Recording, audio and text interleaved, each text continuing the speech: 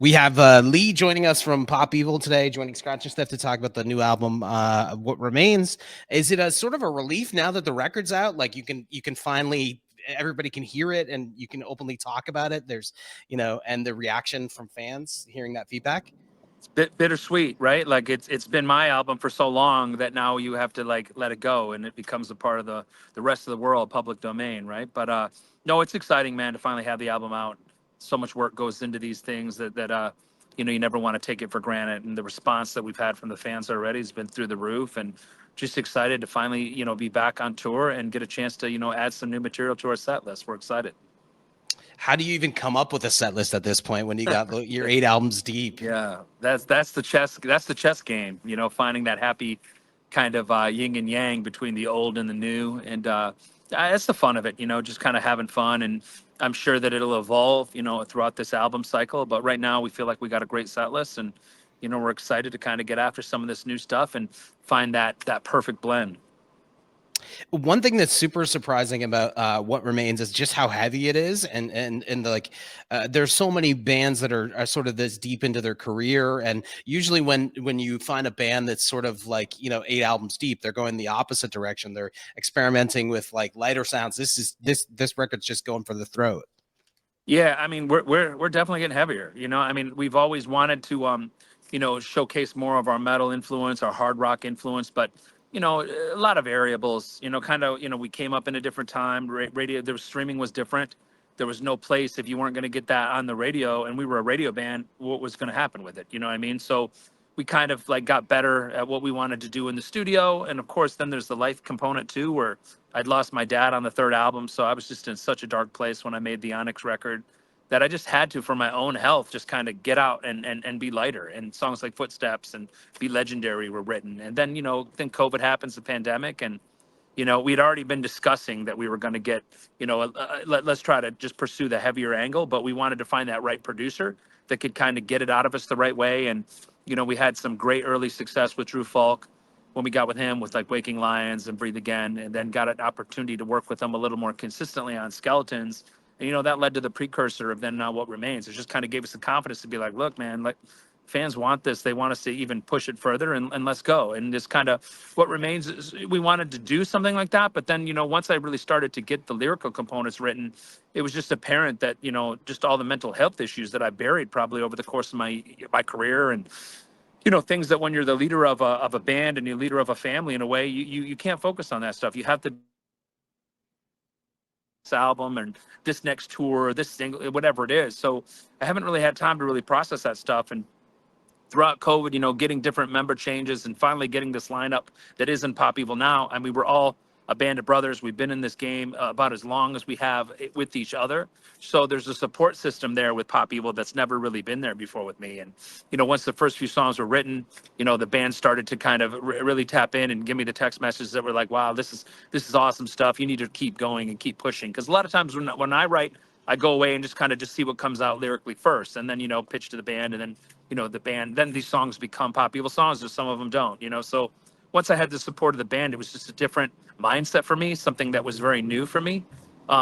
Sometimes getting support of band members and stuff, it can be a little bit challenging, but certainly now with where we're at off the stage, it's just been real special, and it just kind of laid the groundwork for what remains for me to push further, and certainly take the lyrics to a place where that made me uncomfortable before.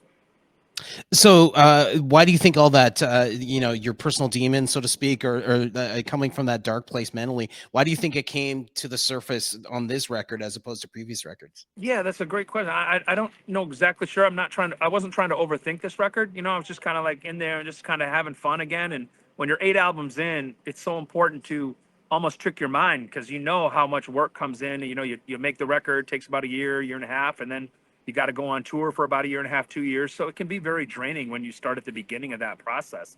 So I was like, look, I don't want any pressure. I'm just going to shut my eyes and just kind of see what my soul had to say. And once What Remains, the song was written, it just all kind of spilled out from there. And every song, it seemed like was about me and stuff that I've dealt with. And I've had songs that have kind of hinted towards it in the past, but in the past with Pop Evil, I like to write about we, us, let's gather, let's be united, together. But this album was a lot more first person, a lot more, I am what remains, I'm on my death walk, I'm wishful thinking, just stuff that just needed to come out, you know. And I don't think I was necessarily writing for Pop Evil at that point. It was just like, I'm going to write these songs and see where they go, and we'll worry about Pop Evil later. And once the band started hearing, they were like, wow, we need to. This is different. This feels just different. This feels more honest. This feels more like you know. And I was like, wow, okay, then let's just roll with it, you know. And I kept writing more and writing more, and then, you know, a little as soon as I know it was like, okay, it's time to put this album together. And I was like, wow, I want to keep going. It almost feels like, you know, we just tipped the iceberg, and we held back in ways too for this album. We were like, well, you know, maybe we don't want to go too crazy on the hard heavy side. I don't know if our fans were going to like it, because we have such a fan base we built over 8 albums, you know, like we wanted to be respectful to them. But at the same point, we wanted to be respectful about where we want to take this band in the future. So it was just really organic how this all kind of came to be. But it was very fulfilling as we started to get in the mix and the master process. When we really started to kind of experience the track listing and really kind of dive into the album, we really knew that we felt like this was the most special album we've really ever done. You know, I know it sounds cliche and cheesy, but it really felt like a new era for Pop Evil. Hence, that's why we rebranded the logo. I wanted everything fresh, and I wanted to feel like it was almost like the band's first album again, all over. I wanted to start over in a way, you know, with respect to the old and the success we've had, but, you know, kind of make our mindset in the position that the best Pop Evil songs are still yet to come, you know, and just really kind of look forward with this new lineup to the future, and, you know, what we can do moving forward. So do you, at this point, do you sort of have to take yourself out of the equation and sort of look at things through a different lens or perspective to sort of tap into a new creative vein? Yeah, I mean, I think so. Sometimes, again, I wasn't trying. I'm not thinking about it in the moment. You know, you're just kind of okay. Let me just take these concepts and run with them. You know, and it was just weird how every concept seemed to. I remember once the managers and the band heard it, they're like, "Wow, do you realize what you're writing about?" And I'm like, "I don't." You know, like, and they're like, "Why don't you just take a day and really process that?" And I was like, "Wow, I had no idea that I had all those issues I had to kind of let out." You know, and any kind of journey in a career that's seen some years, you know, there's ups and downs, and a chance they can really be damaging to the people living in it in that space. And, you know, without a way to like really have an outlet, it can really you know, make your time doing sometimes what seems like a dream job very miserable. And there's been times for me that it has been miserable, you know, and there's been times that I did, you know, question if I really wanted to keep going and whatnot. And then every time I'd think that, there was a song that would bring me in. I mean, I remember Waking Lions was a huge moment for me, that it was like, yeah, I gotta keep fighting. You know, we gotta keep doing this. You know, and then Breathe Again, and then Eye of the Storm, and then all the way up until, you know, What Remains. And it kind of just, you know, once you kind of get that reinforcement with your art, it's a reminder that, you know, like, you know, a higher power, whatever you believe in, you know, you were meant to do this, and you have to sometimes trust some of those signs that are out there, and you know, have fun and be grateful when you do get in this kind of a creative bit of a zone, you know. And it just was just coming. It felt like, again, organic, one thing after another, and it just felt different this time around, and it felt special in a different way. And you know, we were certainly excited. Again, you never know what success you're going to have in any way, but at least it felt like, you know, we wanted to remind the genre that might have forgotten of us, or has maybe looked past us. Like, hey, we're here loud and proud, and the name's Pop Evil for a reason. Like, we have our melody side, but we also have our heavy side. It's time to remind people that, you know, we can have our metal roots. The music industry sort of forces you to operate at like breakneck speed. You're you know, Yeah. constant while you're working on this record. You're planning a tour dates a year in advance, that sort of thing. Do you sort of have to stop yourself as an artist to like force yourself to live in the moment and sort of count your blessings when they're Oh, there? yeah, 100%. You know, and I think COVID really changed it for me. You know, because the fear for all of us when you're in the music business is getting off the tour bus and having it stop. Right? What are you going to do in the real world? Like, I don't. We chose this profession because we didn't want to be in the real world, right? So when you get suddenly, excuse me, when you suddenly get a reality check that like the real world is creeping around the corner, it can be a little bit haunting. You know, I mean, a lot of us have done this since we were in our teens, so we don't. Our whole adult life has been music related for me and many of us that are still doing it. So it's just, it was important to be grateful for these opportunities, and certainly on a more personal, intimate scale, like let's appreciate each other as band members, because it's so easy to take your band member. I mean, you see it all the time. Band members come and go, and sometimes they're good reasons. Sometimes people hate each other. So I mean, just call it like it is. Some people just don't get along. You know what I mean? And Mhm. they move on. You know, it is what it is. I mean, the days of all five band members or every band member in a room writing the same song together, it just doesn't exist anymore. I mean, everyone can have a studio in their house now. Everyone's got ideas, right? And so if you're not okay with, in a band having some kind of a formula that really um, sets up an opportunity for the writers to grow. Like if you're just always getting criticized, and I'm a writer, I wanted to write way before I wanted to be a singer of a rock band. That was always my passion, not being able to forget that it's my band and I started all that stuff aside. It wouldn't matter what band I was in. I want to write, and some people want to do that too. But if you're not, for me, being a frontman and a singer, like if I didn't write the lyrics coming out of my mouth, it's sometimes hard to really convey that message to the fans because I didn't write it. I might not believe it. I might not be passionate about it. But when you're writing it from the start to finish, you've gone through that process as the leader of the band, or a band. It's so important that for me, I have to be passionate. I have to be grateful. It has to mean something to me now more than ever. Are there songs that you write and that you think they might not be pop people songs, but they could work for like in terms of writing for other people? Yeah, I mean, tons of songs. But getting to write in front of other people is not. It's a little easier said than done because I think a lot of, especially when it comes to rock bands or metal bands, like we all kind of share. A lot of us share the same feeling I do. Like they want to write. You want to write your own stuff. You know what I mean? It's just hard sometimes to, if I write a song for you, I'm gonna pretend I'm you and hey man, I pitch it to you. Do you think this song's gonna work for you? And you might be like, nah, dude, I want to do. I got a better song that I wrote that's coming from your place that might be better than that. So it is a little bit trickier. It's great. Like a song "Criminal" on this album. Joey and Blake are new to Pop Evil, and they actually wrote the song for me. It took them about 2.5, 3 years to write this song for me, to put themselves in my shoes, being in my band, working with me before they were in Pop Evil. That they were like, "Look, we got something we want to pitch to you, Leigh. A song called "Criminal." We wrote it for you. We know kind of exactly the struggles you've been dealing with, and it was just really refreshing to have people you trust and love kind of put themselves from a writing perspective in your shoes. What would they say if they were me? And I was just totally taken back. I was like, wow, this song is, I don't know how you hit it on the head for me. I said, well, look, let me go in the studio and let me see if I can, see what comes out, and it turned out just awesome. And of course, it's on the record, but those opportunities sometimes are a little bit tougher. But when you have people in your band that are understanding what it's like to have a front man that's in their band with you, and that they can kind of, because they're always standing behind you, right? Like they see your flaws, they see your strengths. And when they can kind of really dive in and take the art and the writing seriously like that and try to help some kind of, in a way, in a healing way, it just was so refreshing for me to have that. And again, like that's never happened for me before with the band. So to get the support of my band members and the way that they supported me on this album, I think led to the lyrics being the way they are. I don't think I could have ever written this album at any point in time in my Pop Evil career prior. So or previously. So I'm so excited about moving forward. And like I said, we just kind of tipping the iceberg with each other, and what we could what we can possibly create moving forward.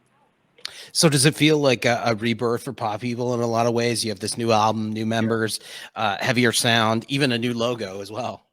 It does. It does. If anything, without overthinking it, for me, it definitely gives me more excitement, moving forward. Sometimes the old and the new, they come with a lot of memories, some of them great, some of them not so great. So it's important when you, with this new vibe and this new energy, the future is suddenly a little bit brighter, right? Like it's something to look forward to. It's something new. It's something that we haven't done before. So, with that said, I do agree with you. It is a bit of a new era, a new chapter, whatever you want to call it. But certainly, from an excitement standpoint, it's definitely more exciting to have, the band in the position where they're at, where it's at the moment. And this record obviously is so heavy, but it sounds so super crisp and clean. Is that just Drew Falk coming to the table and what he brings to the table when you're recording? I mean, I think that some producers. I mean, we had multiple producers on these songs, and I think that's maybe that's just some of the way the recording. Maybe that's some of me. Obviously, I'm a melodic singer, so it just how they decide to produce my vocal at the time. We were really trying to do stuff different with my vocal to not sound like every other Pop Evil record. I really wanted to play with the technology. There's so much great technology that sometimes it just in your career you don't have a lot of time to play. In the earlier Pop Evil, if people say, "Well, I like the old stuff." Pop, and we were rookies in the studio. We didn't have enough time to like, hey, how do we use that technology? It was just record it on the mic, sing it, there it is, put a little reverb or whatever it is, and roll. But that's so boring, you know. Like, who wants to do that? I want to take my vocal and create different textures that, you know, make it more fun for me. You know what I mean? I mean, what's like, you take the verses and wishful thinking. I mean, that's my real voice. So to be able to sing in a way where my real voice is cool, because singing in your real voice sometimes on stage it gets buried under the loud guitar tones. But not so, you know, I always shied away from it. It was always just that rock tone voice, you know, 24/7, every moment in every song. So it was awesome to be able to kind of you know, play around with different sounds, different tones for your vocals. Obviously, take that to the guitars and the drums as well, and just have a little bit more fun about that experimentation and just where you can, how far you can push in music. You know what I mean? And it's just, again, it adds to that fun element. So at this stage in your career, is it sort of a part of the obstacle? Is it when you release a new record, is about sort of breaking the mold of those preconceived uh, ideas of what a Pop Evil sound record sounds like? Yeah, the political answer for you is yeah, but the real answer is I don't think about any of that stuff when I make a record. None of it.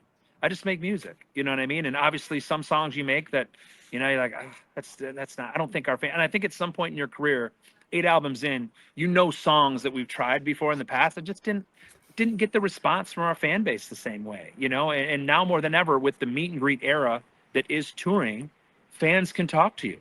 And with Pop Evil, and maybe it's part of our early tours, we toured Judas Priest, Five Finger Death Punch, Godsmack. I mean, we had so many heavy tours we did that our fan base, especially our older fans, they really like that heavier side of Pop Evil, and that's great, you know. And we have no problems with that because that's a part of us, you know. I just think in somewhere in that window, you know, we were just doing different things. I think maybe we were more alt driven at a point in time. We were just doing songs like Footsteps and, you know, playing around with different things, sounds that way, just because that's where my, you know, that's where my mind was. You know, it was just I wanted healing. I wanted to be in a more happier space rather than, you know, get all upset just because I spent that time when my dad passed in such a dark place. I had to do that for my own health, you know. But then suddenly getting back into it, and of course with streaming coming on and all these young energized heavy bands, and certainly the mix between these festivals now are such a mix of hard rock and metal bands, like, and then, you know, radio bands on top of that.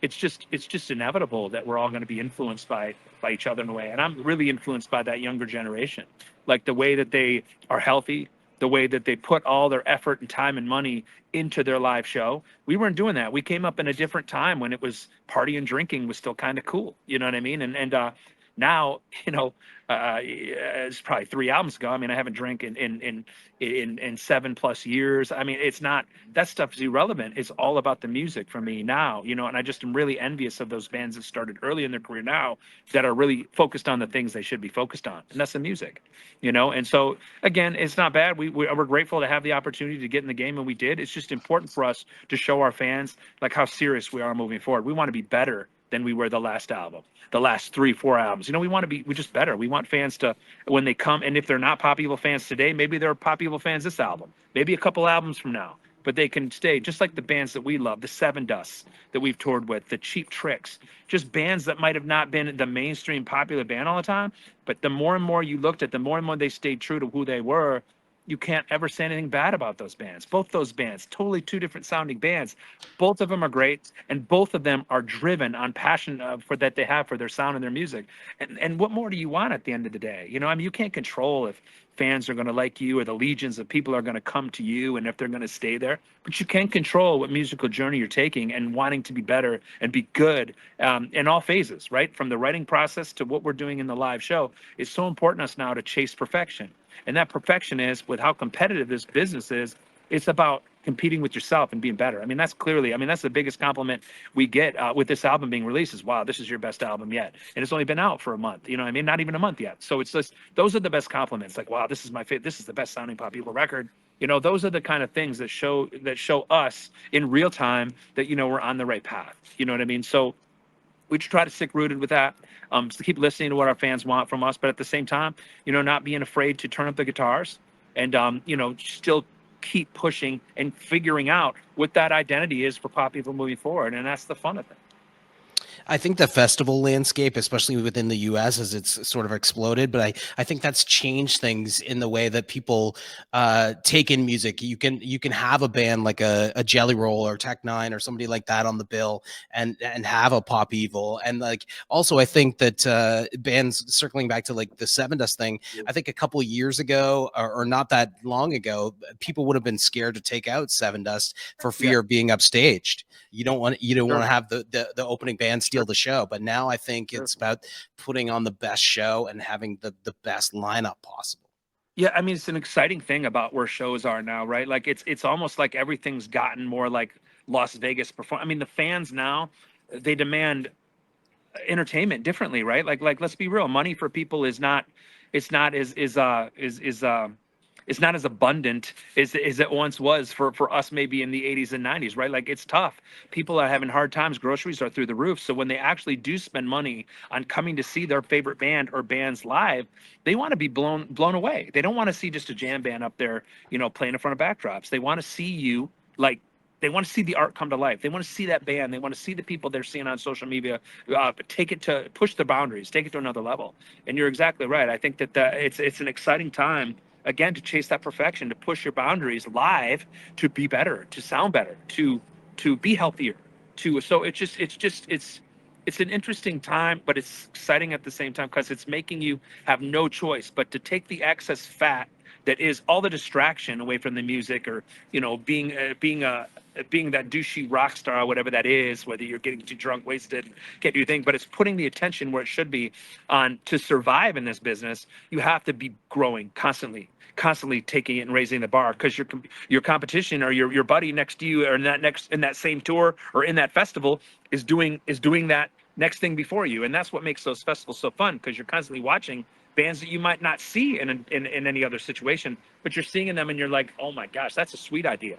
Well, we tried something like that. Would that work? And then that leads to your own idea that comes out of that. So it's so refreshing and so exciting to see all this youthfulness and this fun energy that's coming. That because we're all in that same boat. I mean, there's only so many opportunities for us to really get the looks and to be seen by the audience. So when we do get those opportunities, we're making the most, even from a social media standpoint, right? Like, I mean, I think about when we toured on the bus, 12 people on a bus. Now one of the bunks has gotten kicked out because we need a social media person, like full time. Like, what is that?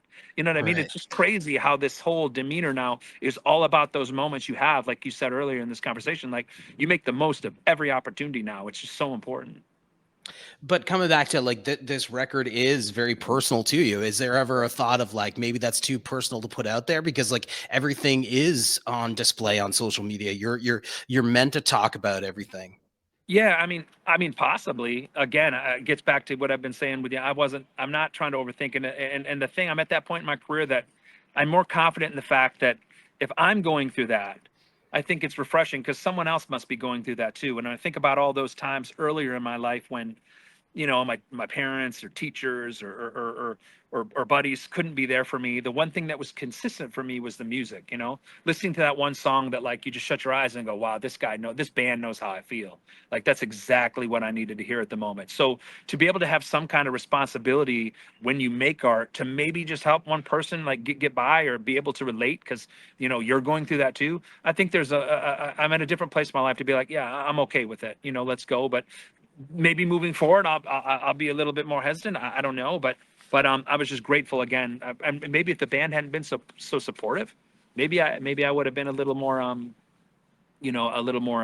tight about it. But it just again like it was so organic. It just felt right. And then there's something refreshing to know lyrically that I think these songs are gonna be relatable and hopefully give somebody that energy they need to get through that tough time. So I felt pretty confident about that.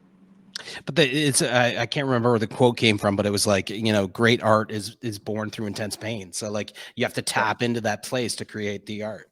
Yeah, I mean, wouldn't disagree with that one bit. So then shifting gears for a sec, but probably people hail from Michigan, which is extremely blue collar, but you're actually from Canada and you hail from Kingston, Ontario. Yeah, And Kingston is home to like some iconic, bands. You have the Tragically Hip, which are arguably like the one of the most Canadian iconic Yeah. Canadian rock bands. You have the Yeah. Headstones, which are another killer rock and roll band. Hugh Dillon's now executive producer on Mayor of Kingstown on Paramount, and then you have Gloria Sons, who are right now they're probably Canada's biggest rock band. What is it about Kingston that produces and turns out those creative people? Well, it's interesting. I was born in Kingston. I was probably there for about a month or maybe 2 months, and then I moved to Michigan. So I didn't get a lot of time to grow up there, on a regular basis. But I remember going there over the summers, when I was a kid to see family. All my cousins were in Kingston, and we'd always share different music. And of course, they'd always share, the hip was one that they'd always share with me. And then they'd take me out to the local bars where live music was played, and you'd get the rock, but you'd also get, the fiddle, and you'd get some of the more I call it like more Celtic kind of live bands as well. There's just such a diverse. It's almost like when I think of Canada, it's such a hub. At least it was, especially more so back then when I was a young teenager, and that, like, it was the hub where people would go to find music. I remember just even my cousin. I had cousins in London, and I had cousins in Montreal. And Montreal was cool too, but there was always something special that when I would talk to my Canadian friends, they would always be like, Kingston, Kingston, Kingston. And I always kind of, in those days, I would kind of compete, right? So I'd be like, whoa, whoa, whoa, Michigan, Detroit, Detroit, Detroit. What about us? But looking back now and knowing what I know, it's just amazing in that drag, even from Michigan all the way up to Kingston, just how much pride there is for the music and how diverse, as small as Kingston is, I guess, in a way, how big the diverse that music scene is there for that. And I know it's kind of a big city too, but obviously it gets kind of overlooked when you think of Toronto and how close Toronto is, and even Montreal not far as well. So, but yeah, man, I just think of so many stories of my cousins, like always, sharing in those days, not appreciating the hip as much as I do now, but certainly, obviously, because I had the American pride, they had the Canadian pride, and but yeah, man, just I had so many good stories about Kingston, and you know, listening to the hip, and I couldn't, and that was my thing. Like, I couldn't give any props till I left. I left my cousins. Then of course I'd be listening to hip on the way home, and be like, man, this stuff's awesome. So it just so many good stories, man, and it's just unbelievable the scene that was there in Kingston, and I don't know, it could still be there, to be honest, but it certainly was back in the '90s when I was up in there. Definitely a lot of similarities between Kingston and the sort of blue collar work ethic. I think that Yeah, the stick together mentality, that sort of thing. I think there's a lot of parallels there. definitely, definitely. So wrapping it up then, what's next for Pop Evil? The record's out now. People have Yeah. heard it. What's the next step for you guys? A lot of touring. We're so excited to now, do the work. We got to put the work in and just keep reminding people, being out there as much as possible. Every show we can get, play this new stuff. Obviously, figuring out what this perfect set list is going to be with old school Pop Evil mixed with this new is going to be the fun challenge, into the spring and summer. But once we get that dialed and whatnot, I'm so excited to finally see people live, and be open to bringing new fans to Pop Evil, man. We're excited and looking forward to that, hopefully in the future. Well, I definitely think that What Remains is a record that could be a gateway drug into Pop Evil for sure. There's a lot of different cool things on this record that I think it really is a great record. So I'm hoping that Thank people you. check it out. I appreciate that, thank you for those kind words, and hopefully, man, we're definitely excited about where it's at, and hopefully where we can go in the future with it. Well, thanks for that. I appreciate that, and thanks for joining us.